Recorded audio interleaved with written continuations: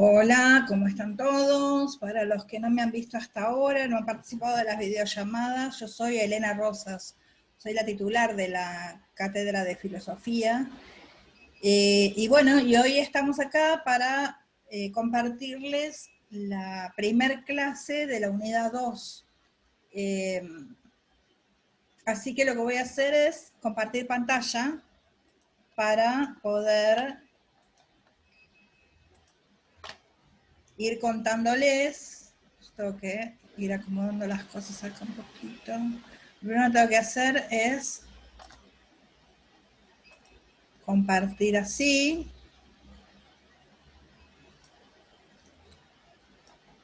Y entonces contarles la primera clase tiene que ver con las condiciones socioculturales y políticas presentes en el origen de la filosofía. ¿Sí? Vamos a hablar de la monarquía burocrática, de la monarquía aristocrática, de la organización que había previamente, la monarquía burocrática también, de la polis.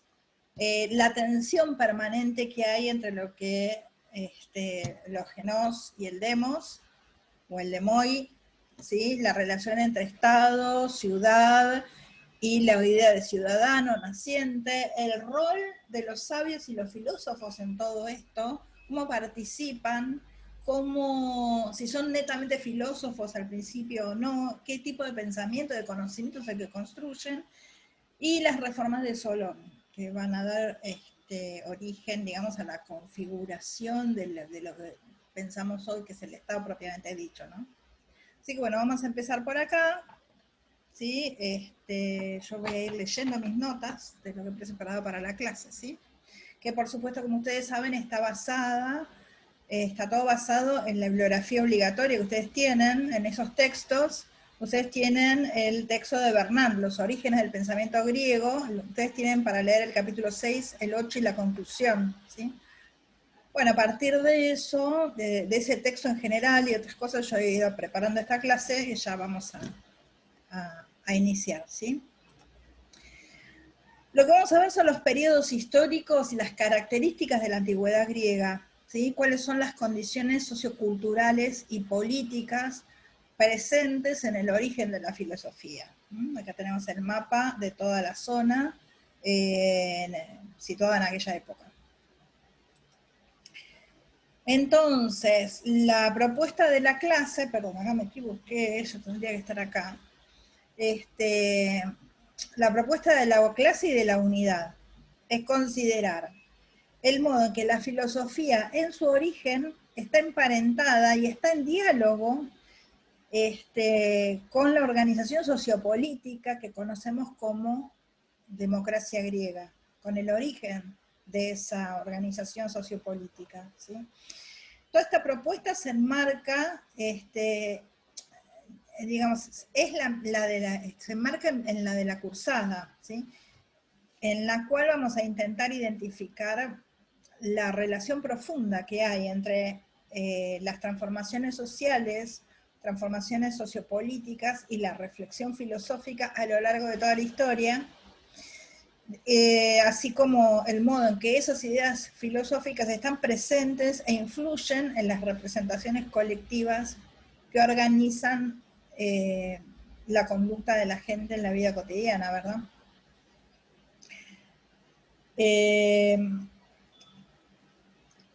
Para organizar un poco también tienen el cuadro en el que yo les planteo, en el cuadro que está en el campus, ¿no? En el cual yo fui registrando características e información básica para las distintas categorías en cada etapa histórica de la antigüedad griega, ¿no? Y esas categorías son los datos históricos, digamos, duros, digamos, los aspectos culturales, los aspectos políticos, la organización militar, lo religioso y finalmente lo filosófico también. Entonces, el primer periodo que tenemos que pensar es el periodo minoico o cretense, que va del 3000 al 1500 a.C. aproximadamente. Y digamos, en ese periodo, la zona relevante desde lo cultural y desde lo sociopolítico está en la isla de Creta, ¿sí? Esa región está habitada por los llamados pueblos pelasgos, ¿no? O sea, lo anterior a los minios, aunque en realidad no hay certeza histórica de si son minios de una primera, digamos, camada, o si es un pueblo más originario, ¿no? Estos pueblos eran esencialmente agricultores y tenían una organización comunal de su vida cotidiana, o sea, a partir de asentamientos o poblados políticamente independientes entre sí, y seguramente en cada uno de estos poblados habría un consejo de ancianos, en los cuales los jefes de las familias más importantes de estos poblados comunales tendrían más influencia. En realidad no se sabe muy bien, pero sí que estaban organizados de modo autónomo entre sí, que su vida era de tipo comunal y que coordinaban sus acciones a partir del consejo de ancianos. Lo que sí está fuera de discusión entre los historiadores es el hecho de que entre la civilización cretense y toda la población que hay alrededor del Mediterráneo, en el cercano oriente, en el continente, digamos que en realidad hay una sola civilización ahí. Hay una unidad étnica, religiosa y cultural, incluso tecnológica, ¿no? Por lo cual no se pone en duda de que no formen parte del mismo tipo de civilización, de la misma civilización. Ahora, hacia el año 2000 a.C. se produce una llegada de minios, o una segunda oleada de minios, que son pueblos indoeuropeos, que en ese momento, a esa altura, son los actores principales en la zona del Mediterráneo. Ellos traen un modo sociopolítico de organizar las relaciones entre las personas en las comunidades, que sobreimprimen a lo que ya encuentran, lo que encuentran ahí en la zona básicamente de Creta, ¿no?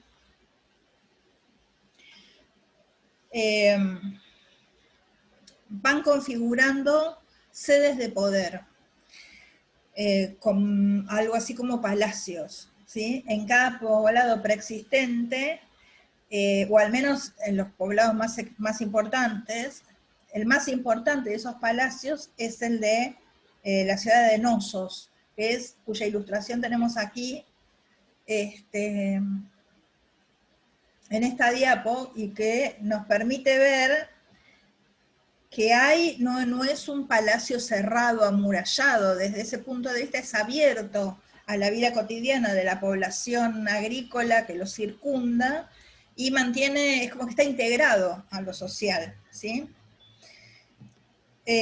Ahora, de todos modos, los minios sostienen una jerarquización social entre familias poderosas, que seguramente son las que han llegado con ellos, y que su actividad principal es la guerra, lo militar, ¿sí? A esas familias ellos las jerarquizan en relación a la población campesina, agraria, que está presente en los territorios. Los jefes militares de los minios son integrantes de esas familias. Y son los jefes militares porque son las familias que pueden solventar la tecnología militar de ese momento, que era cara, era muy onerosa, en el sentido que tenía que ver con, o sea, la tecnología militar estaba centrada y organizada alrededor de los carros de guerra y el manejo de caballos y la propiedad de caballos. Entonces, no cualquiera podía manejar esa tecnología, y lo que lo podían hacer se atribuían la jefatura, ¿sí? de los grupos militares. Entonces hablamos de una civilización organizada socialmente en torno al palacio, aunque el palacio es un edificio abierto que está comunicado con la población y que está integrado con la población que es aldeana, que es comunal y que es agricultora, ¿no? Ahora bien, en esta situación social, en este escenario, ¿qué pasa con el modo de conocimiento? ¿De qué se trata el conocimiento en esa época? Y lo que tenemos es que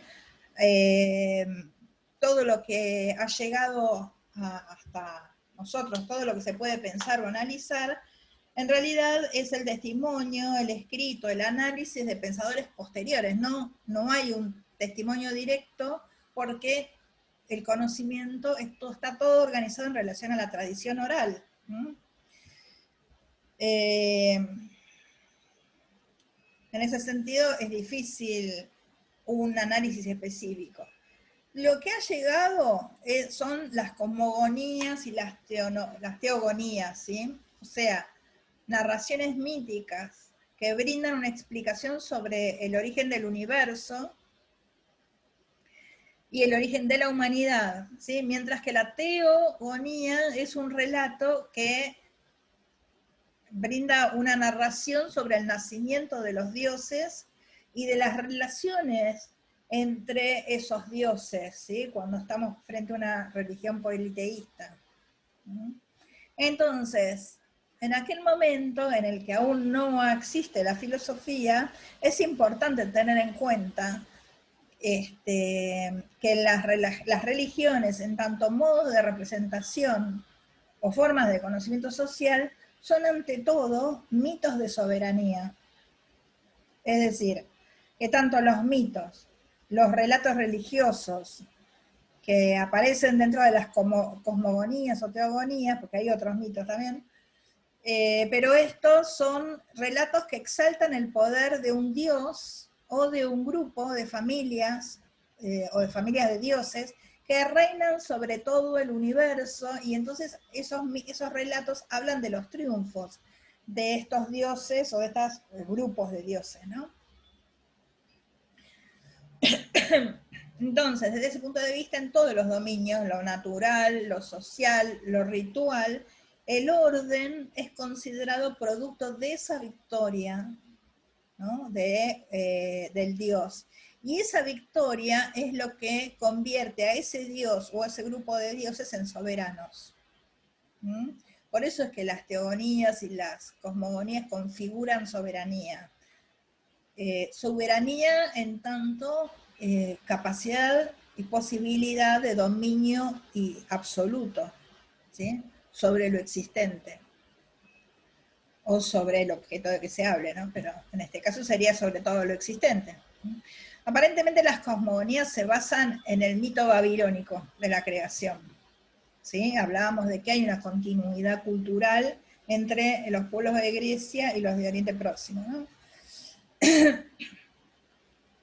Digamos, en las teogonías orientales los temas del Génesis quedan integrados, dice Bernard, en una vasta epopeya real que hace enfrentarse a las generaciones sucesivas de dioses, o sea que esto es cíclico, ¿no? Y hace enfrentarse a las diferentes potencias sagradas en la lucha por la dominación del mundo. Entonces, el establecimiento de un poder soberano tiene que ver con el fruto de esa contienda, ¿no? Y con esa victoria. Este rasgo general presente en las cosmogonías sugiere la relación entre el relato mítico y los rituales reales, los rituales, ¿sí? Es decir, que los reyes y sus familias, o sea, los grupos familiares importantes, más adelante serán llamados genos, dominan la jerarquía social al ser considerados soberanos a partir de estos mitos y de estos ritos, ¿sí? O sea, es por esta representación que se considera que estas familias intervienen en la marcha de los fenómenos naturales, por esta representación cosmogónica y teogónica, ¿no?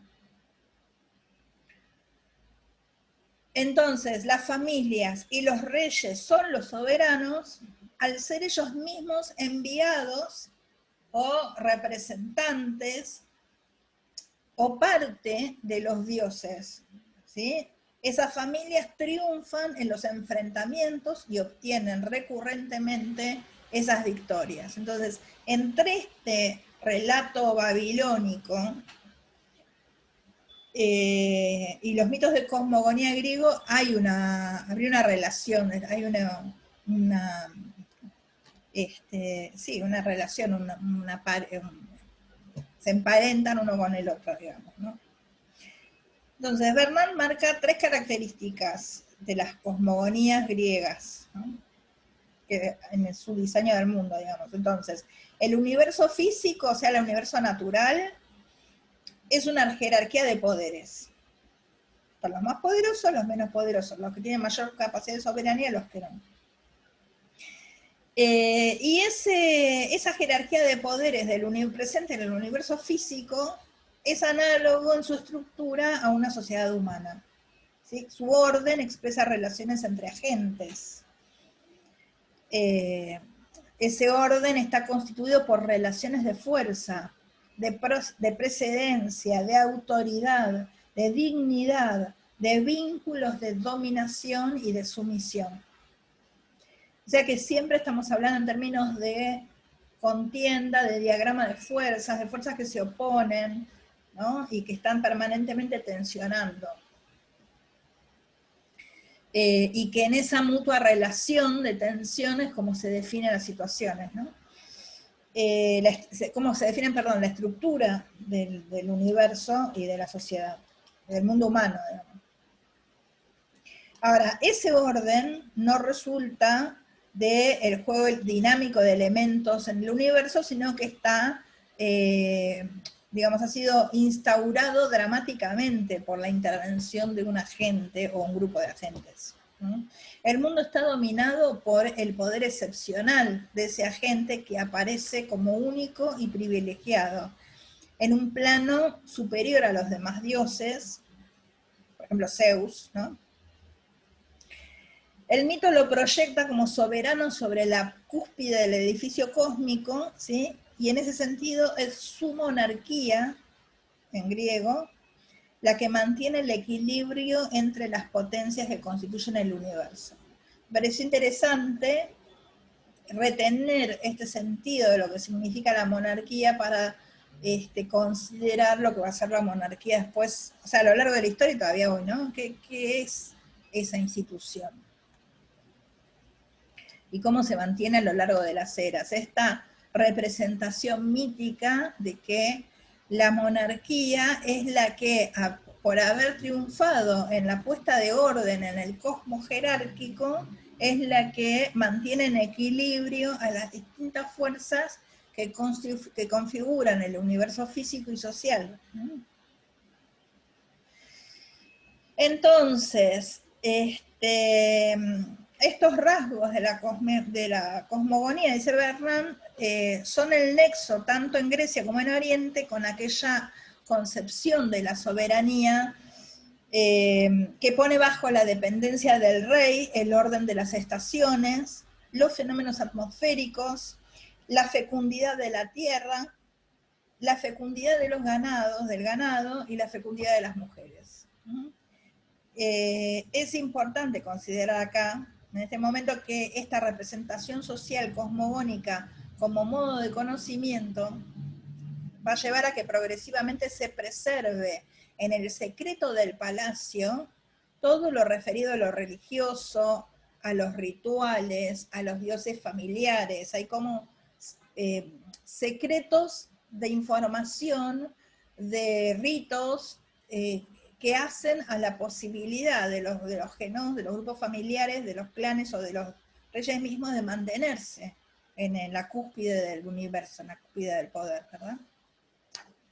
Entonces las familias destacadas se adjudican la soberanía en todas sus formas y efectos a partir de estas situaciones cosmogónicas y de la posesión de estos ritos y la ejecución de estos ritos y la posesión de estos secretos, ¿no? De estos rituales, de estos conocimientos formulaicos, etc. Ahora bien, entonces estamos viendo que hay desde el principio aparece una relación entre los modos del conocimiento social y los modos de la organización social, y los modos de la práctica social, ¿verdad? Desde el principio, desde el primer momento histórico. Ahora, esta construcción, este tema de la cosmogonía, lo vamos a recuperar en la próxima unidad, cuando veamos al mito como modo de conocimiento, ¿no? Volvamos a nombrarlo. Si pasamos a la consideración del periodo micénico, si el anterior era el minoico o cretense, y se considera que la historia de Grecia se divide, digamos, en su antigüedad, el otro periodo sería que va del 1450 al 1200 aproximadamente. A mitad de los 1400 se produce desde el cercano oriente la invasión de los hititas. Los hititas van a ser es un pueblo guerrero, también muy militarizado, muy comerciante también, y esto va a permitir que la cultura griega y el comercio griego se expanda hacia todo el Mediterráneo oriental, ¿sí? Otra vez, la cultura hitita se funde con la cultura preexistente en el territorio, ¿no? Ahora, el rasgo prevalente, digamos, de cambio, es que aparecen el hecho de que los palacios van dejando de ser una construcción abierta e integrada en la comunidad agrícola, y se van cerrando sobre sí mismos, se van amurallando desde un punto de vista militar en un sentido defensivo, se van militarizando, y también esta cuestión de que se van encerrando los secretos del poder y del gobierno y de la soberanía en el interior del palacio, aislados del resto de la sociedad y levantándose por encima del resto de la sociedad, ¿sí? Todo este proceso se vincula al despliegue de la sociedad micénica a lo largo del Mediterráneo y a la transformación de la estructura entonces del Estado y de la figura del rey, ¿sí? O sea que estas construcciones, que acá vemos el palacio de la ciudad de Micenas,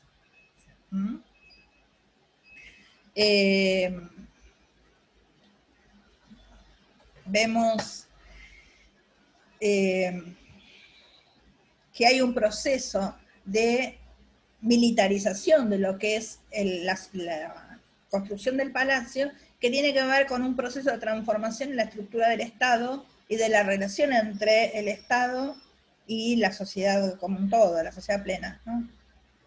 Ahora bien, lo interesante es que al principio la monarquía micénica, ¿sí? Después de esta oleada de invasiones hititas, es una monarquía electiva, ¿sí? No tiene que ver con los mitos de soberanía precedentes, ¿sí?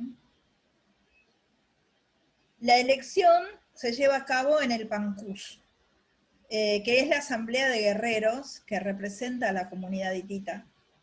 Además, entre esa nobleza guerrera se reclutan los aurigas, que es la fuerza principal del ejército hitita y es eje de la tecnología militar que tiene que ver con el uso de carros que comentaba yo en la placa anterior, ¿verdad? Entonces, el rey es elegido entre los jefes de las familias guerreras, hititas, nobles, en el Pancus. Ahora bien, esto implica que cada vez que fallece un rey, aparece un problema para la sucesión, ¿sí? Un enfrentamiento, tal vez una guerra. De modo que se generan crisis de sucesión que necesitan ser resueltas. Por lo tanto, se produce una reforma y entonces la soberanía vuelve a quedar en manos, ya no es electiva entre las familias nobles, digamos, sino que queda a cargo, la soberanía queda apropiada por la familia más importante, o la triunfadora en la contienda, ¿sí? De modo que con el tiempo los pancús cayeron en desuso y la monarquía, que antes era electiva, pasó a ser una monarquía burocrática, llamada burocrática. En la monarquía burocrática, el ánax es el soberano absoluto de todo el existente. Voy a correr esto por si, para que puedan ver. Acá tenemos a los escribas, ¿sí? Una imagen de los escribas. O sea, hablamos de soberanía como dominio, con una relación de subordinación y de sumisión y de control y dominio absoluto sobre todo lo existente, ¿sí? el ANAX desde el palacio controla todos los aspectos de la vida social, lo económico, lo comercial, la agricultura, lo legal y también lo religioso, lo militar y lo político. ¿Cómo lo hace? Lo hace, y por esto se llama monarquía burocrática, lo hace por intermedio de los escribas, que constituyen una clase profesional, ¿sí? Entonces, por intermedio de una jerarquía compleja de dignatarios de palacio, fundamentalmente los escribas, y también de inspectores reales, que son los que van al territorio, el rey controla y reglamenta minuciosamente todos los sectores de la vida económica y de la actividad social. Entre los inspectores reales se encuentra el basileus, que está al servicio directo del rey, o sea, no es un funcionario estatal propiamente dicho, o sea, no depende de la estructura del Estado, sino que es alguien cercano al rey, y es su misionero, digamos, su representante. Tiene como misión controlar la vida más allá del palacio en los territorios ocupados por el demos, ¿sí? O sea, por los simples villanos, por el pueblo, que siguen siendo agricultores. El Consejo de Ancianos coordina al demos, que entonces se puede mantener como un mundo rural con vida propia, con independencia de lo que pasa en el palacio, aunque en esa asamblea de ancianos intervienen los jefes de las casas más poderosas, y además están sometidos al control del basileus. ¿Cuál es la función, más allá de la vida agrícola, cuál es la función del demos, de los villanos, la villanía, ¿no? Son los que proveen a los soldados rasos, digamos, los peores del ejército, la base del ejército, y en ese sentido no tienen importancia ni en el consejo ni en la guerra, dice Bernard, ¿no? Son simples espectadores, escuchan en silencio a los que tienen derecho, tienen título para hablar, y no expresan sus sentimientos ni sus opiniones más allá de un rumor de fondo de aprobación o de rechazo, ¿no? Esta característica es lo que vamos a encontrar después en el coro del teatro griego, ¿no? Parece no haber espacio para el comercio privado, ni para actividades privadas prácticamente. ¿Sí? La administración real reglamenta la producción de bienes, la distribución de los bienes y el intercambio. O sea, cuánto se va a producir, de qué se va a producir, cómo se va a intercambiar, con quién. Ligando de ese modo es el palacio, desde la burocracia estatal, la burocracia monárquica es la que establece la relación entre las distintas regiones y entre las distintas actividades del país, ¿no? En ese sentido, la economía rural está dispersa a escala de la aldea, y la coordinación de trabajos entre las aldeas es a través del Consejo de Ancianos, y más allá de eso no. O sea, los grupos de vecinos se coordinan entre sí, se autocoordinan, digamos, a partir del Consejo de Ancianos. Por otra parte, un poco anecdótico tal vez, pero nos sirve para ilustrar la situación, los palacios son sede, digamos, guarda de tesoros, de los tesoros suntuarios, ¿no? De las alhajas, de las armas artísticamente trabajadas, de todos los símbolos de poder e instrumentos de prestigio, que son objeto de dádivas y contradádivas, dice Bernard, y también son objeto de competición y de conflicto. En este sentido, los tesoros son recibidos como regalo por el ANAX, y también son objeto de conquista mediante las armas, ¿no? O sea, hay invasiones y destrucción de ciudades para conquistar el tesoro de otro. Y también sucede con los tesoros que se los coloca como pertenencias en las tumbas de las personas cuando mueren, ¿verdad? En cuanto a la tenencia del suelo, que es otro aspecto muy importante, aparece, digamos, como un sistema complejo, ¿sí? Poder poseer un terreno o usufructuar un terreno siempre implica como contrapartida servicios y prestaciones múltiples, seguramente vinculadas a lo militar. Hay dos formas diferentes de poseer terreno. Primero están las tierras comunales, que son precedentes, ¿sí? Que son de los aldeanos, son del demo, son comunales, son de todo, es del pueblo. Heredadas ya vienen de antemano, ¿sí? Heredadas del periodo anterior, que son propiedad colectiva del grupo rural. Hoy en día todavía existen terrenos comunales en algunos lugares. Esos terrenos son cultivados mediante el sistema de barbecho, ¿no? De ir dejando rotativamente sectores de la tierra sin cultivar con ninguna técnica para que puedan recuperar, para que la tierra se pueda recuperar, ¿sí? Y digamos, seguramente estas tierras comunales periódicamente son objeto de redistribución en el reparto, ¿no? Por otra parte están las tierras privadas, que tienen dueños, que tienen propietarios, que de todos modos no creo que nadie ejerce soberanía sobre eso. Pero hay derecho a usufructo, digamos, y están distribuidas entre las familias hititas nobles y los funcionarios del palacio. Por otra parte, junto con la vida agrícola, se va desarrollando una artesanía muy especializada que se organiza en los gremios. Especializada porque tiene que ver con los productos que se comercializan a partir de la navegación, con los objetos necesarios para la guerra que necesitan ser fabricados, etcétera, etcétera.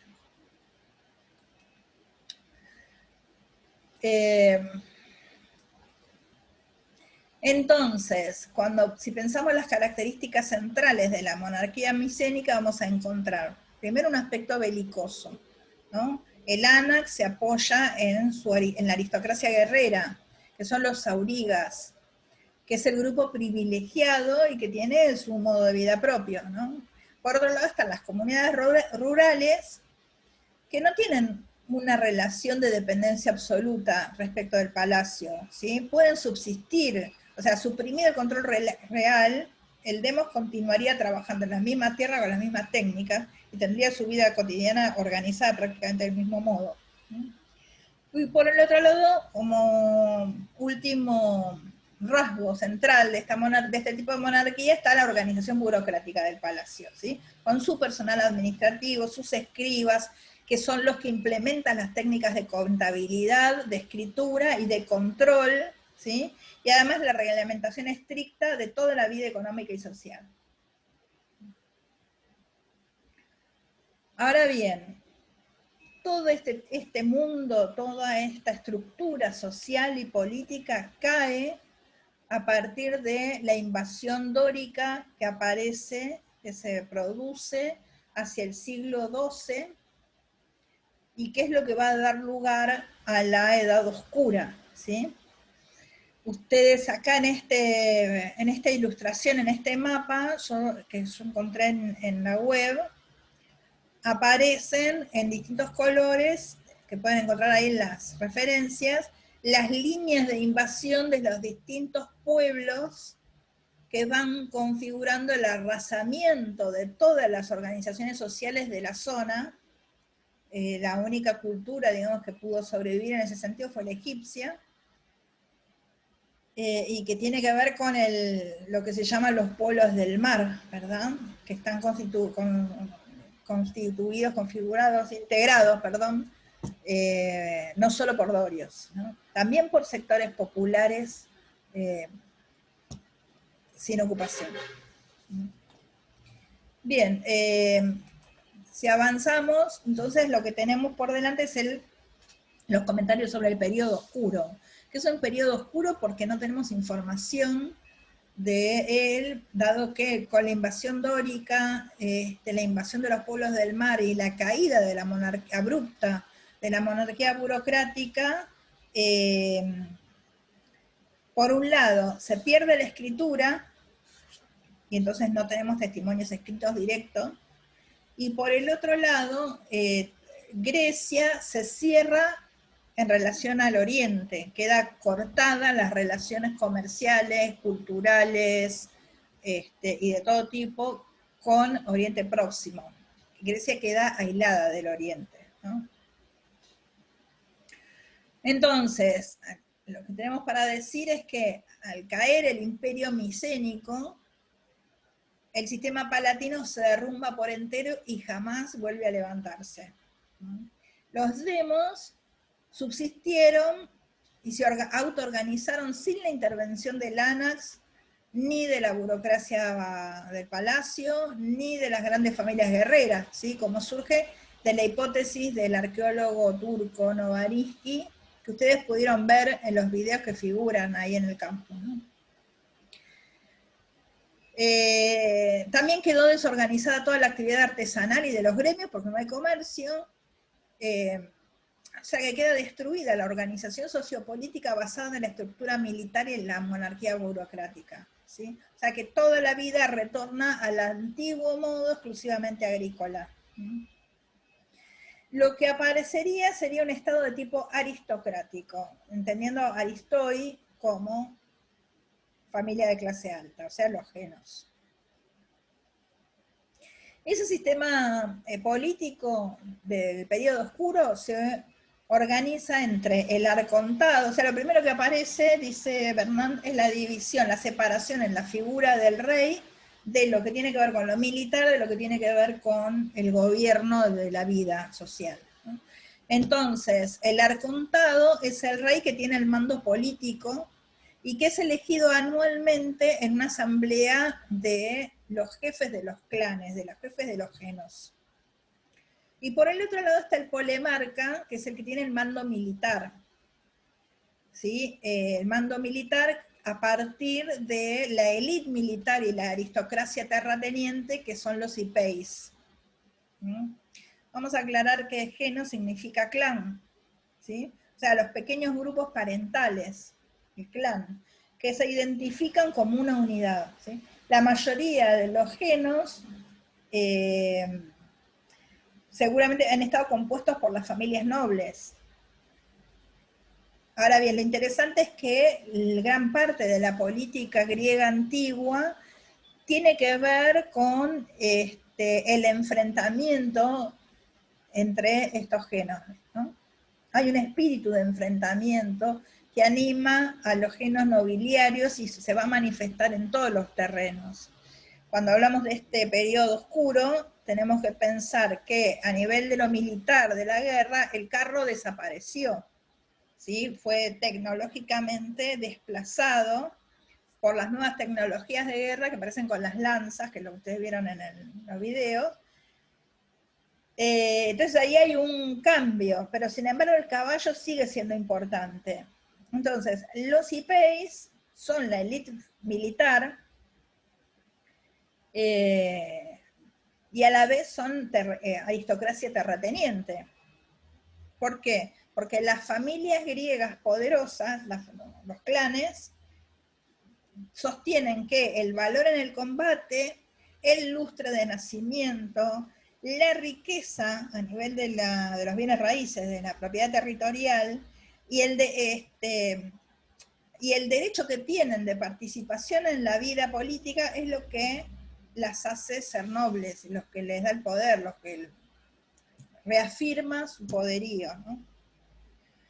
A ver, en lo religioso, a nivel de lo religioso, lo que aparece en este periodo oscuro es que cada clan, cada familia, cada genos, se afirma como dueño de sus propios ritos, de sus fórmulas de mantenimiento y de sus fórmulas para conjurar enfermedades, conjurar problemas de todo tipo, ¿no? Los relatos secretos, los símbolos divinos, ¿sí? Todo lo que le confiere poder, ¿no? Y todos los subtítulos de mando, ¿no? O sea, estamos hablando de que cada familia un poco se encierra en relación a algo que es de tipo religioso, pero también está mezclado a lo mítico, y que es propiedad, es propio de ese clan. De esta actividad de esta práctica social, cultural, mítico-religiosa, propia de los clanes, más adelante es lo que va a dar origen a las sectas iniciáticas.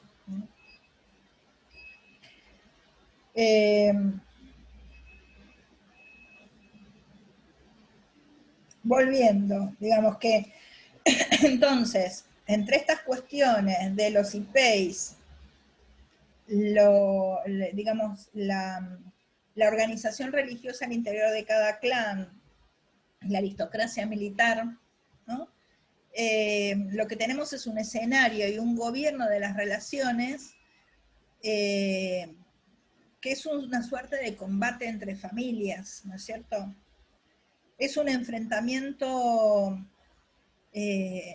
codificado, reglamentado, en el cual se enfrentan grupos, son pruebas de fuerza y de poderío y de capacidad de sostener soberanía entre los distintos genos, y de algún modo esto se compara, esta actitud se compara a lo que, al enfrentamiento entre los atletas en los Juegos Olímpicos también, ¿no? O sea que la política tiene forma de algo de lo agonístico, tiene forma de agón, de contienda, ¿no? Lo mismo cuando el combate tiene que ver con la oratoria, con el enfrentamiento de argumentos, ¿no? Que ya se empiezan a dar ese enfrentamiento de argumentos entre familias en el ágora, ¿no? O sea, en la plaza pública. Desde ese punto de vista, el término ágora perpetúa el recuerdo de la asamblea de los guerreros, que eran cuando definían ellos quién era el rey, por ejemplo. ¿Quién era el rey?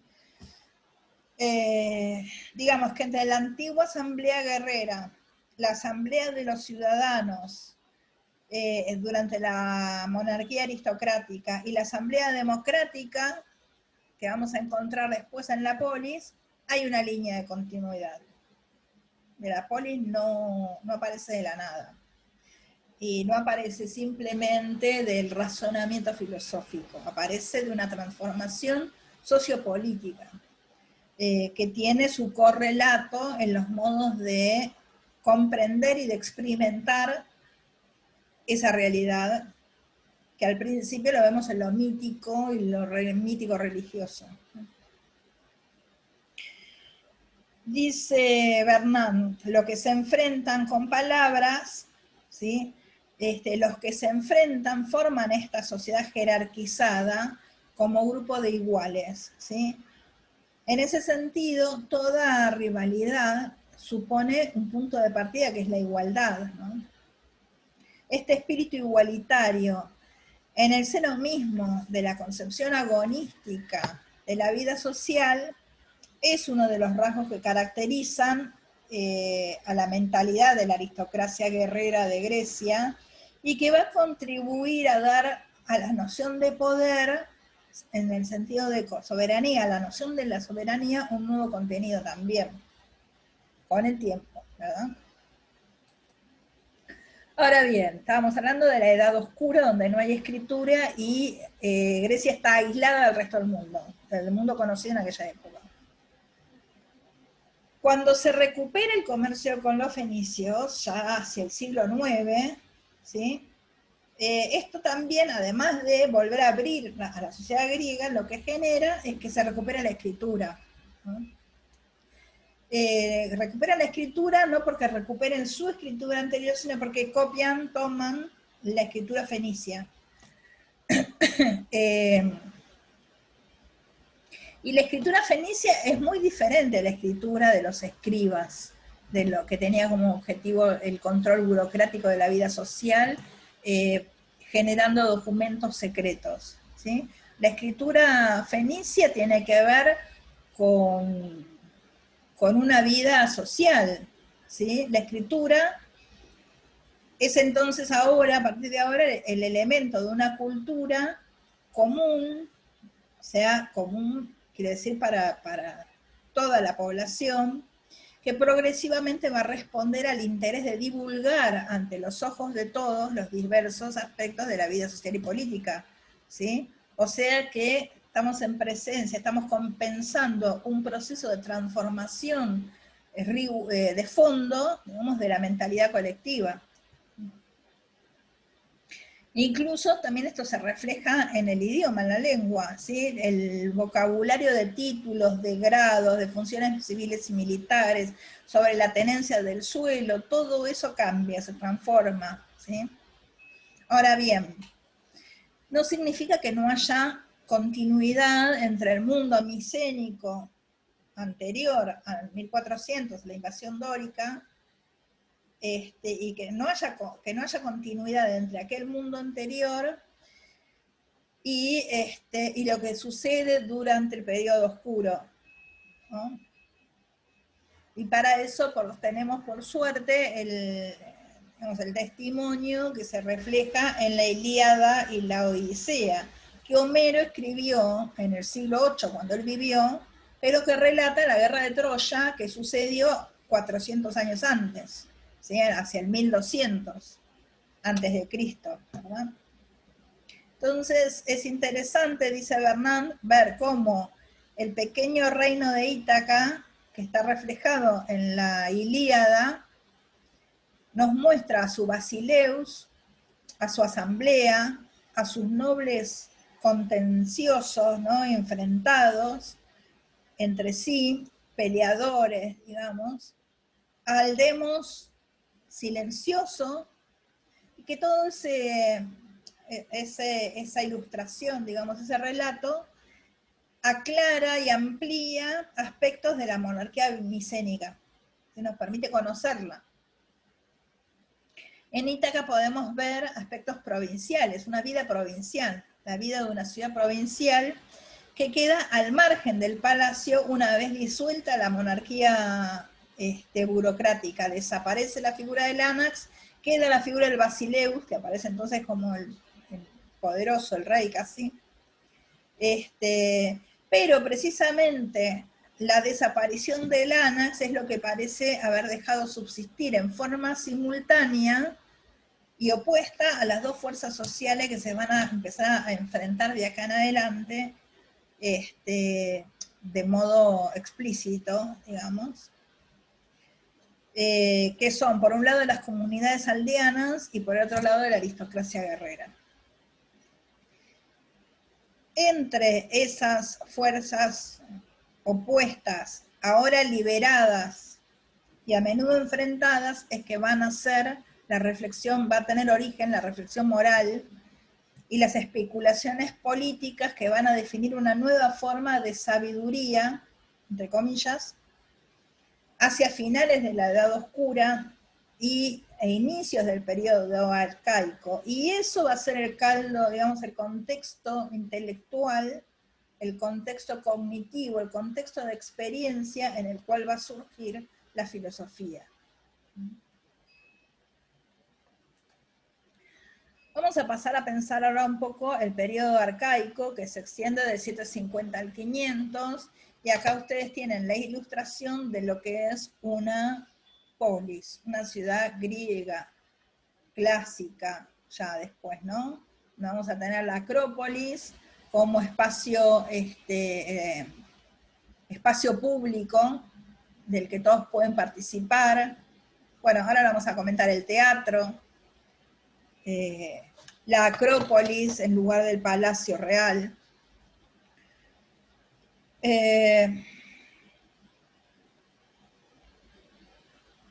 Durante el periodo arcaico, lo que va a suceder es que progresivamente se va a producir en la transformación del Estado, en el sentido de que se va a despojar del carácter privado o secreto,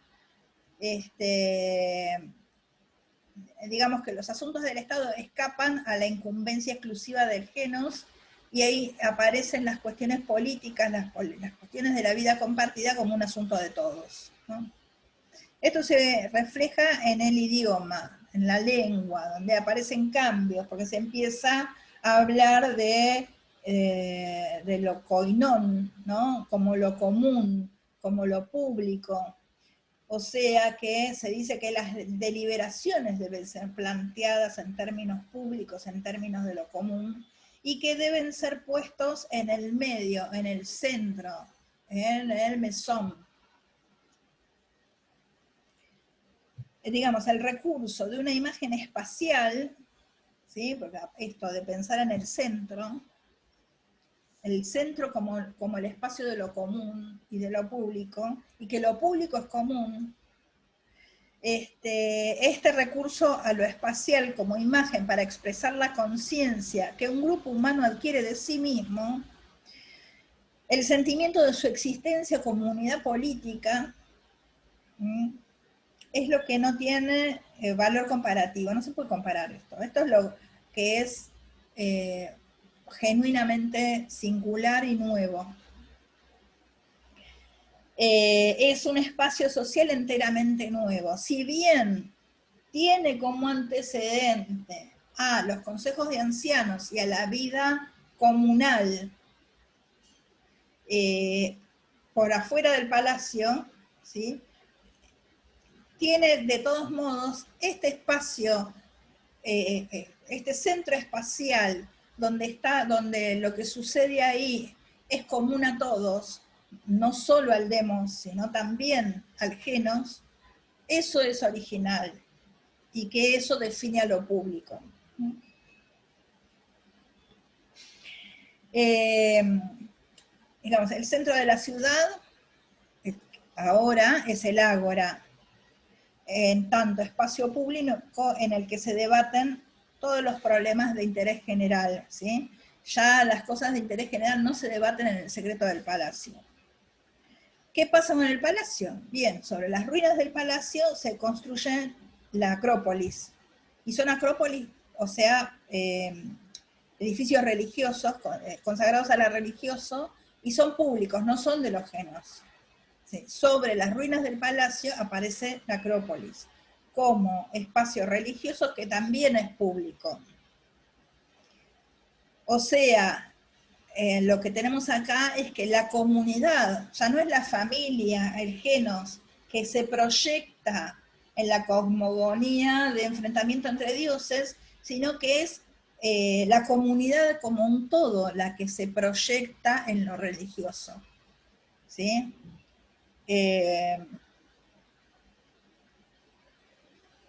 La comunidad aparece reflejada en el plano de lo sagrado como comunidad. ¿Sí? Entonces, este cuadro urbano, entonces, no solamente define un espacio mental, un espacio político, define un plano urbano que a la vez también es mental, ¿sí? Descubre un nuevo horizonte espiritual, genera, potencia o configura un nuevo horizonte espiritual, un modo de representación. Desde que la ciudad se centra en la plaza pública, en el ágora, en ese sentido la ciudad es en sí misma una polis.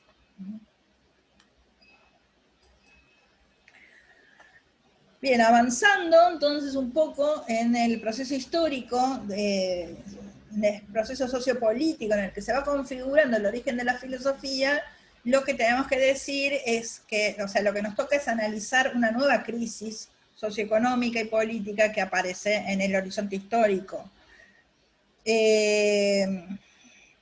Digamos, la reactivación de los contactos con Oriente a partir del comercio con Fenicio produce toda esta transformación de la caída de la burocracia, de la monarquía burocrática, ¿sí? Pero también transforma la economía. ¿Por qué? Porque el comercio marítimo favorece los cultivos que son exportables, en detrimento de los cultivos que tienen que ver con la alimentación interna, con la alimentación de la población. O sea que la economía griega se reorienta hacia la exportación, hacia el comercio marítimo.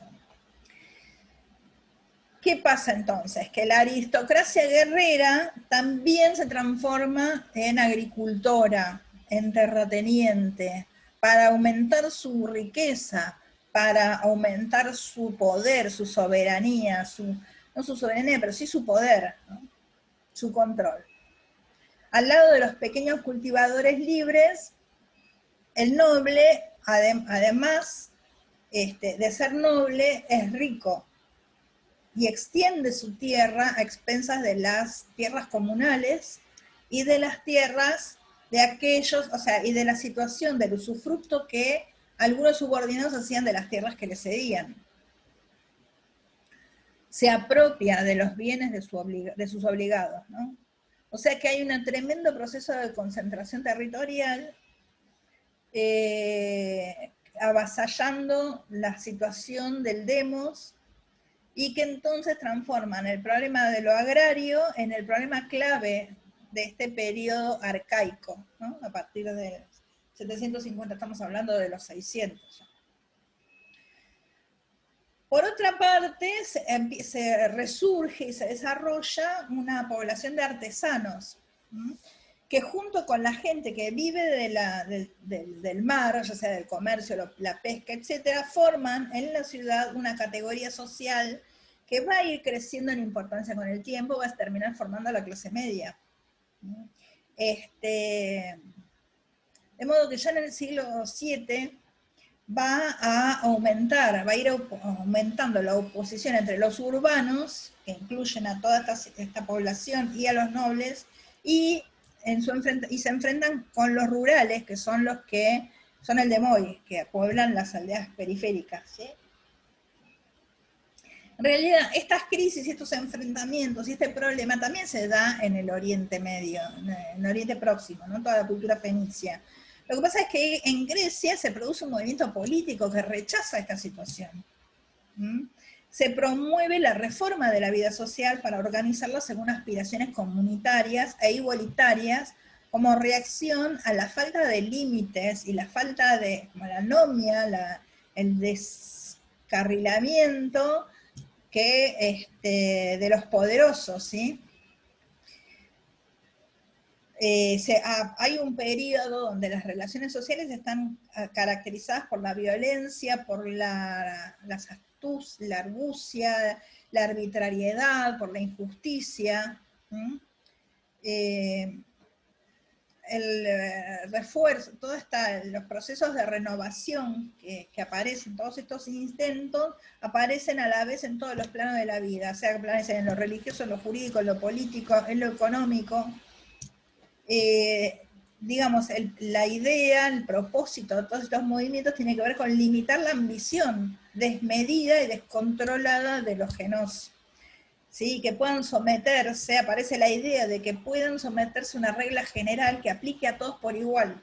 Esta es una gran novedad. Una regla general que aplique a todos por igual, no importa que sea alguien noble o alguien humilde. Esa forma, esa norma superior a todos es la diké, es la justicia, es otro término nuevo. Que establece un equilibrio entre los ciudadanos. ¿Sí? La diké aparece como una novedad también, o sea, tenemos la novedad de la polis, y ahora aparece la novedad de la justicia, de la diké, en el sentido de que pueda establecer un equilibrio entre los ciudadanos que garantice la distribución equitativa de las obligaciones, de los honores y del poder. En este sentido, aparece, entonces tenemos un gran cambio que es la polis, y otro gran cambio que es el surgimiento del derecho. En el relato aparecería la polis, pero son cuestiones que se van dando de modo en paralelo y con su mutua relación, ¿no? De una cosa con la otra. O sea, son cuestiones que se empiezan a discutir públicamente también. El primer tema que aparece en relación a los asuntos del derecho tiene que ver con el asesinato. Que el asesinato deje de ser un asunto privado, un problema privado, y pasa a ser un asunto público. Ahora vamos a ver cómo se da esta transformación. tenemos que hablar de una mutación intelectual en el momento del surgimiento del derecho. Esta transformación en esa transformación, digamos, tienen que ver no solo el derecho o lo político, sino también lo místico, lo religioso y aún el pensamiento de los mismos sabios, ¿sí? Que son personas que reúnen en sí, en su acción y en su pensamiento, aspectos místicos, religiosos, políticos e intelectuales, ¿no? Esto se da, digamos, todavía en el periodo arcaico, o sea, antes del 500. Ahora bien, todavía Platón, que ya es de la época clásica, todavía Platón, al analizar el problema del homicidio, se refiere al logos de los sacerdotes, ¿sí? No de los filósofos, ni de los políticos, se refiere a la razón, al discurso, al razonamiento de los sacerdotes, que se ocupaban de los problemas, de estos problemas como los homicidios, mediante actos de purificación, o sea, mediante rituales. Sabios de la corriente pitagórica, que también son reformadores religiosos, como Epiménides, que vivió en el siglo VI a.C., y fue promotor de ritos catárticos para purificar los problemas de conductas como las homicidas, ¿no? Entonces es muy importante ver que todavía en Platón el mito, la religión, está mezclado con la filosofía, y que esa filosofía tiene como propósito la reflexión sobre el mundo de lo político, que en Grecia era la reflexión sobre lo político era la reflexión sobre lo social. Hay este Epiménides, del que habla Platón, también fue un asesor, digamos, de Solón, que fue un gran reformador, fue el que genera la primera reforma, lo que funda, digamos, el derecho en sí mismo, ¿no? Que ahora lo vamos a ver, la Constitución de Solón, hacia los 600. Y es interesante porque este Epiménides aparece como un promotor de los ritos catárticos, pero además es un adivino. Este Epiménides, que es un gran referente para Platón, es un adivino. Y es un adivino, pero que no preanuncia lo que va a pasar, sino que lo que hace como adivino es descubrir el pasado. O sea, que dice, enuncia las faltas que han sido cometidas. Y esa es información muy importante para los juicios, a nivel de lo jurídico. Ahora bien, la importancia de tratar los homicidios, ¿no? Como asesinatos, ¿no? Es un tema público que implica también dar a los ciudadanos el sentimiento de que en cierto modo son hermanos. Lo que le pasa a uno importa al otro.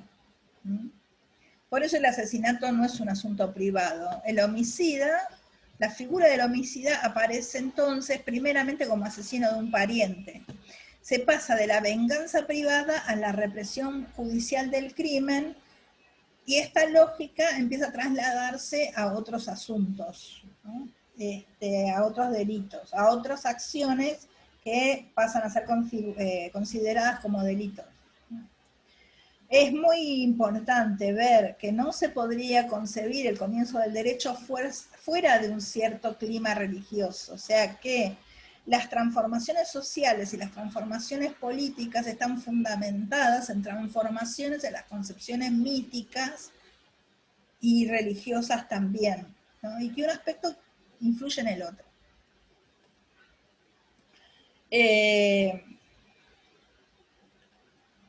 Digamos, el movimiento místico responde entonces a una conciencia que aparece como una conciencia comunitaria, con voluntad de reglamentar y ponerle límites a los genos, ¿sí? Pero el resultado es una laicización general, ¿sí? Lo que aparece es un pensamiento positivo, un pensamiento laico, un pensamiento por afuera, que se autonomiza de lo religioso y de lo mítico. en lo místico.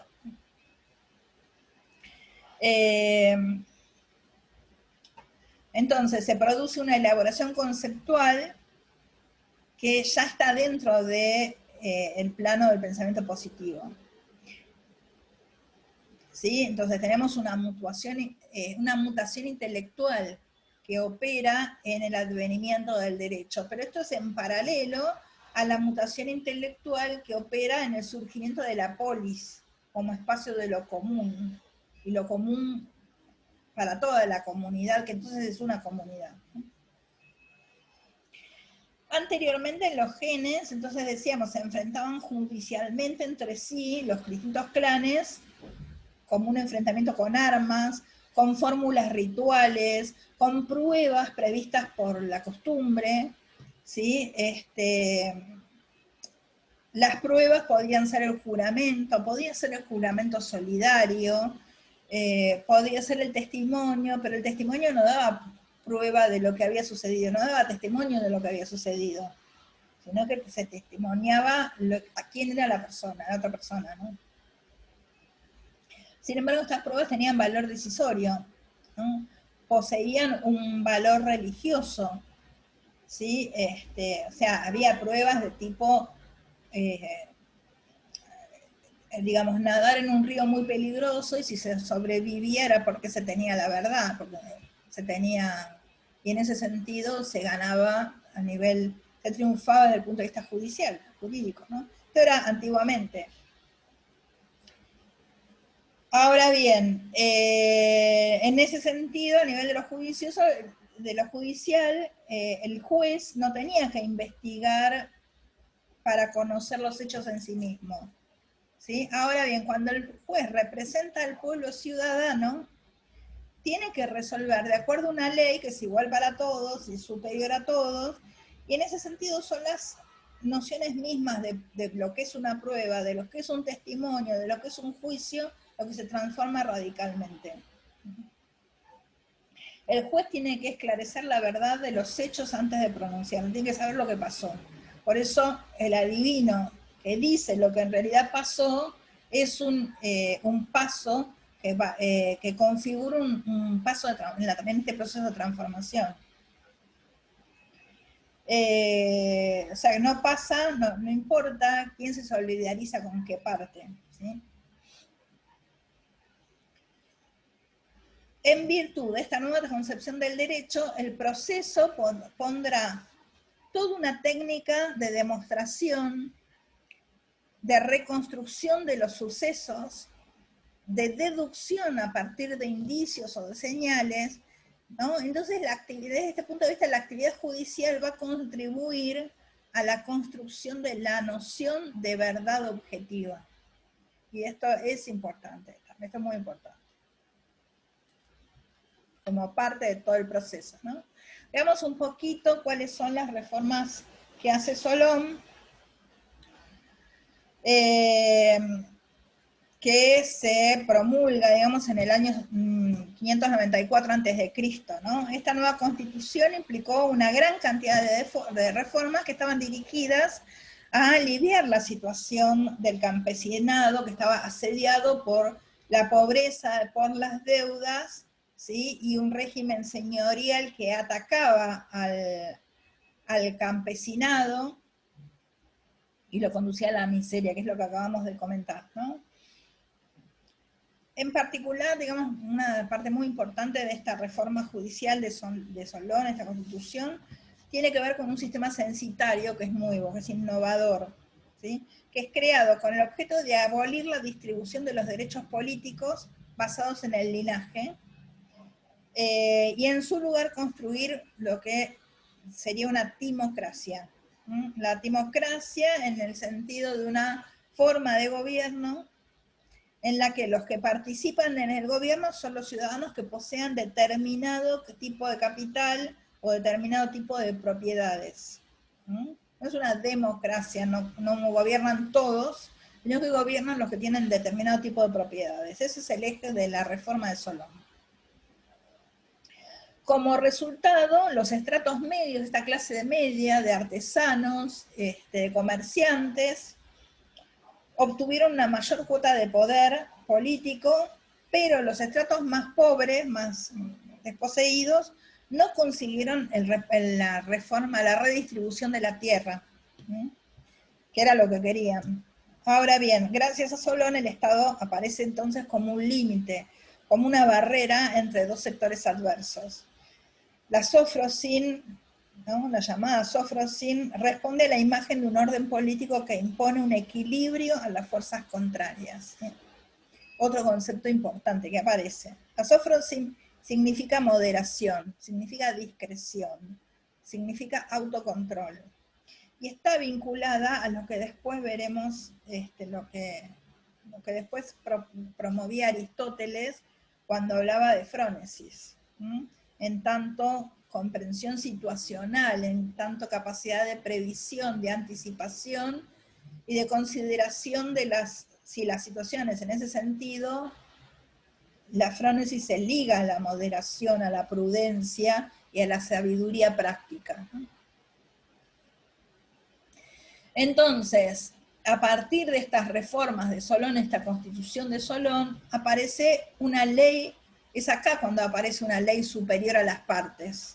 Aparece esto que hablábamos como dique, como justicia, que debe ser igual e idéntica para todos, ¿sí? Y lo que sucede es que no se trata de que haya una tiranía o que haya una monarquía, porque es el nomos lo que sustituye a la figura del rey, ¿no? O sea, es la ley lo que ejerce soberanía, si se quiere. Todos se someten por igual. Entonces, en este sentido, Solón es el fundador del derecho y de la justicia, ¿no? Como una norma positiva, o sea, laica, o sea, no religiosa. Y con eso, Solón es el que instituye el Estado, propiamente dicho, ¿sí? Y conjura el riesgo de fractura social por enfrentamiento entre sectores, ¿no? O sea, la justicia, el aparato jurídico, el derecho parece como la posibilidad de mediación, o sea, la posibilidad de que un sector y entre otro sector, la ley convence a un sector de lo que pasa con el otro, ¿no? En la legislación que es igual para todos, ¿sí? Es el origen del Estado propiamente dicho, por lo menos tal como lo conocemos hasta ahora. Digamos, según digamos, lo que propone Solón, la injusticia engendra esclavitud del pueblo. Y la esclavitud del pueblo produce sedición. La justa medida debe al mismo tiempo quebrar la arrogancia de los ricos y hacer que cese la esclavitud del demos sin transigir frente a la subversión. Con Solón, entonces, Dique y Sofrosyn son bajadas del cielo a la tierra, digamos, y se instalan en el ágora, dice Bernard. Lo que quiere decir que ellas mismas en adelante van a tener que también rendir cuentas, y los griegos la van a invocar a la Sofrosyn y a la Dique, pero no van a dejar de someterlos a discusión. Este nuevo estilo de relaciones humanas, que es muy importante que ustedes puedan reflexionar en el gran cambio de tipo de vida cotidiana que produce, y obedece las mismas normas de control, de equilibrio, de moderación, que se traducen después en sentencias como conócete a ti mismo, nada en demasía, lo mejor es el justo medio, ¿sí? Es decir, que se inaugura un clima de época completamente diferente que transforma todos los órdenes, lo económico, lo religioso, lo jurídico, lo político, y de algún modo es un clima de época que está presente en el surgimiento de la filosofía, en esta diversidad de mutaciones, de las representaciones, de la lengua, o sea, del idioma, de las prácticas sociales, de la religión, en esa miríada de transformaciones es donde va a surgir la filosofía misma, ¿no? Que es lo que vamos a ver la próxima clase.